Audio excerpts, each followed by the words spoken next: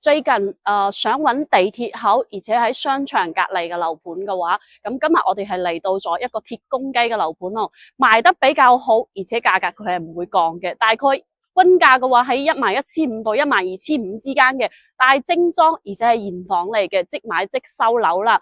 咁呢個樓盤嘅話，園林綠化係做得非常之好嘅，咁小區環境嘅話都係實景可以睇得到嘅。咁相對嚟講嘅話，就唔使話等同埋又驚佢個配套唔成熟啦。咁小區呢一邊嘅話有游泳池啦、兒童設施等等都係有嘅，相關嘅配套啊、架空層嘅話，每一棟架空層都有唔同嘅飯會所。如果係想要又要地鐵交通方面嘅，咁又要商場嘅，咁呢個盤嘅話，不妨過嚟了解下。而家我哋嚟到小區嘅唔係，而家嘅話我哋睇完小區呢一邊啦，咁我哋上去樣板間參觀一下。有興趣嘅朋友嘅話，可以跟住 Polly 嘅鏡頭上去了解下。而家嘅話係嚟到咗小區嘅園林入面噶，咁小區嘅話都有泳池啊、兒童設施嘅，每一棟嘅架空層嘅話都有唔同嘅飯會所。如果想要了解呢個樓盤嘅詳細細節嘅話，可以評論區話我知。而家嘅話跟住我鏡頭上去了解下我哋呢邊嘅樣板間。我而家嘅話係嚟到89個一個交標嘅，咁呢一套房嘅話可以講係得房率非常之高嘅，咁去到100%啦。咁你望出去嘅話都係小區嘅園景嘅。咁我哋而家喺樣板間係一棟嘅，咁呢邊嘅話6.8米嘅陽台嘅話可以放我哋洗衣機啦，同埋我哋嘅晾衫啊，空間位都係 OK 嘅。咁而家呢邊嘅話交標，佢就係冇放家私電器嘅，睇起身嘅話都係唔潔嘅。咁嗱，廚房嘅話呢啲交俾你嘅話，呢啲櫃啊，同埋我哋嘅爐灶啊等等都係有嘅。咁再過嚟睇睇我哋嘅休息區呢一邊啦。嗱，呢個洗手間都唔細噶，仲會有個飄台嘅。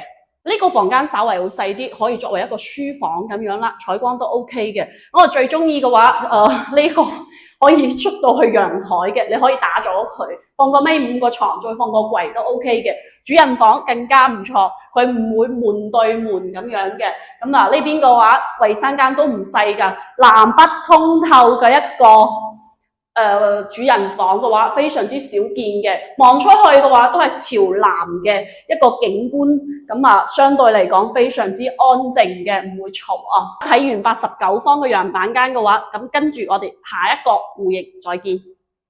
咁我而家係嚟到咗127方嘅呢個5房2衛一個，使用率嘅話去到101%嘅。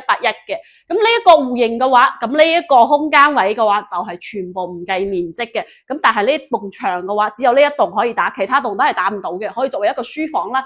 最中意嘅話就係唔會對住門嘅，佢有少少斜角位哦。咁呢一個戶型嘅話，咁我會比較中意嘅原因就係佢係做到南北通透嘅。咁嗱，廚房呢邊都唔細嘅喎，咁啊仲會有明窗先。咁呢邊嘅話放咗我哋嘅冰箱嘅話，再企大概3個人都唔會結嘅。咁呢邊嘅話，佢做咗南北通嘅話，咁呢邊下面就係一個飄台嚟嘅。咁啊，作為一個餐邊櫃啦，最主要嘅話望出去就可以睇到我哋呢邊嘅18號線地鐵口嘅，行過去大概係80米嘅啫。咁房呢一邊嘅話，就廚廳嘅一個佈局嘅，咁相對嚟講啊，一個陽台都係大陽台嚟嘅，咁我哋就唔出去睇咯。咁呢邊嘅話就係我哋第2間房啦，啲房間都比較方正嘅。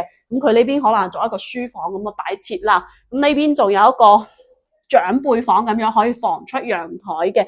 咁呢邊放個尾5個床，佢都唔會好結嘅。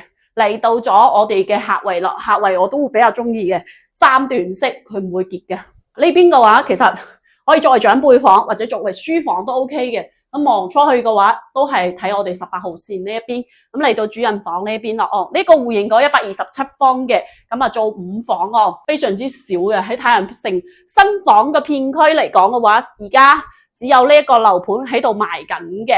咁嗱，呢邊嘅話放個米8嘅床，仲有一個飄台睇我哋小區園景嘅朝南嘅一個景觀哦，非常之唔錯嘅。咁房呢邊嘅話，2套樣板間都參觀完啦。其實佢面積段嘅話喺180方到162方都有嘅，咁中間好似105、113方嘅話，基本上係冇貨噶啦。咁我哋而家主要個貨量就80方、89同埋127會比較多嘅。如果有興趣想要了解呢個樓盤嘅朋友嘅話，可以評論區留言。